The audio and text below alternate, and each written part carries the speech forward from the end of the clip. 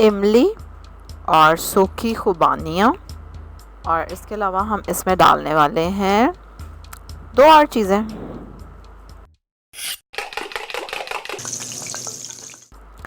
अस्सलामुअलैकुम, welcome to love to cook, you can do it, the best place for easy cooking. 1 cup इमली है जिसको मैंने थोड़ी देर भिगो के रखा 10 मिनट, उसके बाद मल के उसकी गुठलियाँ सारी निकालनी।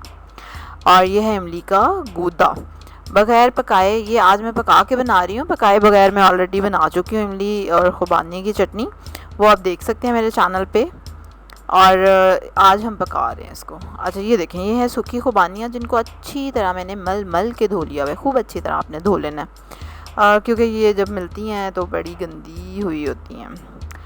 अब हम इसमें डालेंगे गुड़, और साथ साथ जो पहली बार मेरी वीडियो देख रहे हैं वो जो रेड बटन है सब्सक्राइब का, उस पर क्लिक करेंगे, और जो बेल आइकन है उसके साथ उस पर भी क्लिक करेंगे। अच्छा, इसमें मैंने डाल दिया गुड़ और बिल्कुल थोड़ी सी लाल मिर्चें 1 चुटकी के करीब, और इसमें मैं डाल दूंगी 1 लीटर पानी। 1 कप ही इमली है और 1 कप ही खुबानियाँ हैं। इसको आ जाएगा उबाल तो आंच कर देंगे हल्की, और इसको 20-30 मिनट आराम से पकने दें हल्की आंच पे। और उसके बाद ये तकरीबन 30 मिनट्स हो गए हैं इसको पकते हुए, और खुबानियाँ आप देख रहे हैं नरम हो गई हैं इसमें। अब हम इसको चूल्हे से उतार लेंगे और इसको ठंडा होने देंगे। जब ये ठंडी हो जाएगी चटनी तो उसके बाद हम इसको ग्राइंड करेंगे।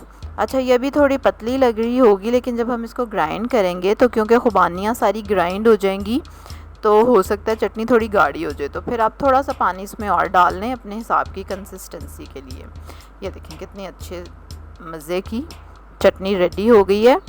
इसको आप पकोड़े, समोसे, जिसके साथ मर्ज़ी खाएं। मैंने इसको भिंडी जो है उसके पकोड़े बनाए थे उनके साथ खाई थी। अभी मैंने परसों 2-3 दिन पहले ही की है भिंडी के पकोड़ों की रेसिपी अपलोड, देख सकते हैं बिल्कुल आप। और बड़े ही मज़े की चटनी बनी थी और बड़े ही मज़े के पकोड़े थे।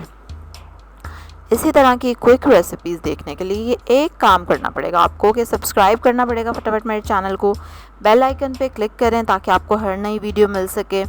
लाइक करें इस वीडियो को, शेयर करें अपनी फैमिली के साथ, अपने फ्रेंड्स के साथ। कल एक और मज़े की रेसिपी के साथ आपसे मुलाकात होगी। अल्लाह हाफ़िज़।